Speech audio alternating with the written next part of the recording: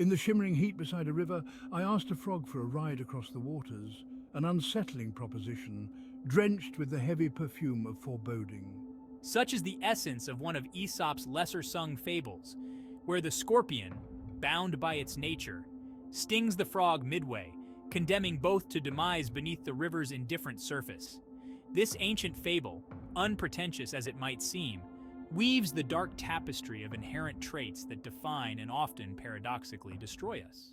In exploring the nature of the beast within the fable, we confront the uncomfortable notion that certain destructive traits might be irrevocable. I represent that destructive force, compelled by an inner directive that overpowers even the instinct for self-preservation. This is evident in myriad forms around us.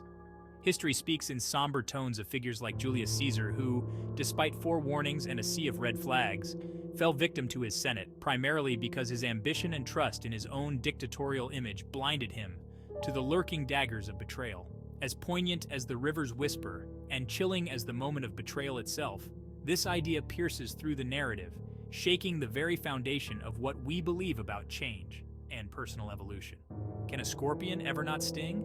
Can we, lodged firmly in our natures, ever truly deviate from our deepest drives?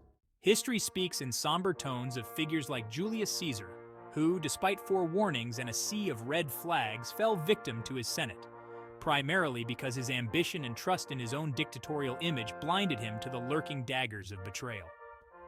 As poignant as the river's whisper and chilling as the moment of betrayal itself, this idea pierces through the narrative, shaking the very foundation of what we believe about change and personal evolution.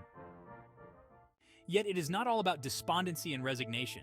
Each historical example or personal anecdote that parallels the scorpion's doomed journey also harbors a testament to the power of awareness, and perhaps a flicker of hope for overcoming our baser instincts. Such knowledge is what perhaps keeps the riverbank bustling with life despite the stories of doom. When we trust, what do we truly rely on? The nature we perceive or the promises we are given? Narrator.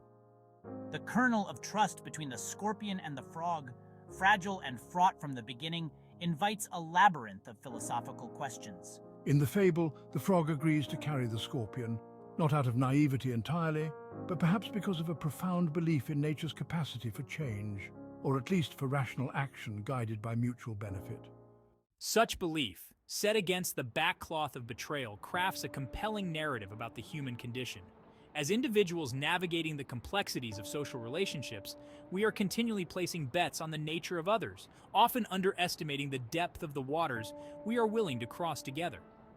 This philosophical inquiry expands to touch upon contemporary dilemmas.